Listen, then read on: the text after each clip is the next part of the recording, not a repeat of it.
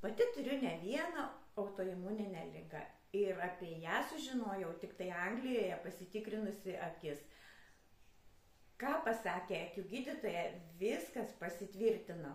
Todėl labai pradėjau domėtis šiomis ligomis ir sudariau knygą PDF formatu, kurią galite rasti mano puslapyje Gyvenimui be rūpesčių.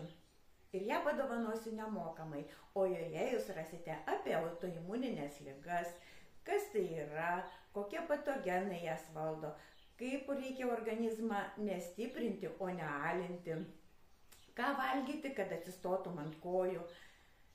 Taip pat šiek tiek apie papildus, ar jie reikalingi ir kokius juos geriau rinktis. Taigi, pereikite į mano puslapį ir pasiimkite PDF knygą nemokamai.